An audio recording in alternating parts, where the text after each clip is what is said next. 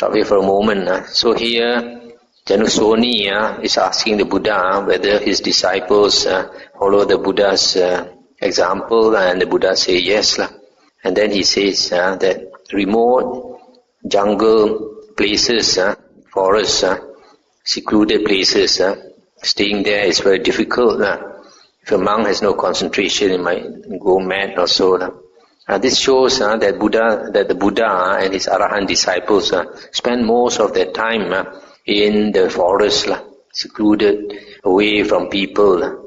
In the Vinaya books, the Buddha said that before he was enlightened, he used to live like a forest deer. Forest deer, they always go away from people. If they see a human being, they run away. So the Buddha said he used to be like that. He lived in the deep forest. He see any human being come, quickly he run away. And then he sleep in sometimes, in what they call charnel ground, where they throw the corpse. In India, they used to throw the corpse in the jungle for the animals to eat. So he'll go and rest there. He'll collect all the bones, use as his pillow. So he was so secluded. So his disciples also practice a bit like that. And the Buddha said, that is so, Brahmin, that is so. Remote jungle thicket resting places in the forest are hard to endure. Seclusion is hard to practice, and it is hard to enjoy solitude. One would think the jungles must rob a monk of his mind if he has no concentration. Before my enlightenment, while I was still only an unenlightened bodhisattva, I too considered thus. Remote jungle thicket resting places in the forest are hard to endure. The jungles must rob a monk of his mind if he has no concentration. I considered thus. Whenever recluses or Brahmins, unpurified in bodily conduct, resort to remote jungle thicket resting places in the forest, then owing to the defect of their unpurified bodily conduct, these good recluses and Brahmins evoke unwholesome fear and dread. But I do not resort to remote jungle thicket resting places in the forest, unpurified in bodily conduct. I am purified in bodily conduct. I resort to remote jungle thicket resting places in the forest as one of the noble ones with bodily conduct purified. Seeing in myself this purity of bodily conduct, I found great solace in dwelling in the forest. I considered thus, whenever recluses or Brahmins, unpurified in verbal conduct, unpurified in mental conduct, unpurified in livelihood, resort to remote jungle thicket resting places in the forest, they evoke unwholesome fear and dread. But I am purified in verbal conduct, in mental conduct, in livelihood. I resort to remote jungle thicket resting places in the forest as one of the noble ones, with conduct and livelihood purified. Seeing in myself this purity of conduct and livelihood, I found great solace in dwelling in the forest. I considered thus, whenever recluses or Brahmins who are covetous and full of lust, but I am uncovetous. Whenever recluses or Brahmins who, with a mind of ill will and intentions of hate, dwell in the forest, but I have a mind of loving kindness.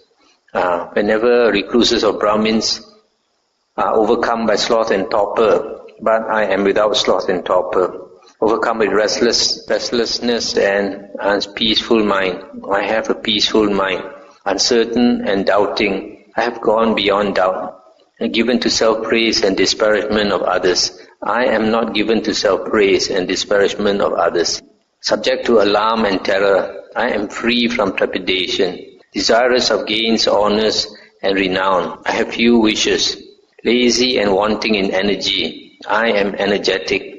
Unmindful and not fully aware, I am established in mindfulness. Unconcentrated and with straying minds, I am possessed of concentration. I considered thus, whenever recluses or Brahmins devoid of wisdom, frivolous, resort to remote jungle thicket resting places in the forest, then owing to the defect of their being devoid of wisdom and frivolous, these good recluses and Brahmins evoke unwholesome fear and dread. But I do not resort to remote jungle thicket resting places in the forest, devoid of wisdom, a driveler. I am possessed of wisdom. I resort to remote jungle thicket resting places in the forest as one of the noble ones possessed of wisdom. Seeing in myself this possession of wisdom, I found great solace in dwelling in the forest. I'll stop here for a moment. So, the Buddha says that if somebody is unpure in body conduct or verbal or mental conduct, and has a lot of defilements, covetous and anger and hatred and sloth and torpor and restlessness and doubt and all that. If they go and stay in such places, they will become frightened. This fright is not due to anything outside. It's due to the defilements inside. Years ago when I was in Thailand, I also practiced a bit like this. And we went to stay near the Burmese border, a few of monks from Wat Pananachat. And we agreed that we will live far away from each other. Don't see each other. So far, even if anything happened to you, you shout also, nobody will hear. That was done on purpose, so that we have to have this experience. Then in the middle of the night, sometimes because that is border area, it's full of the jungle, forest, sometimes we hear the sound of these animals, and hear the sound of tiger and all that.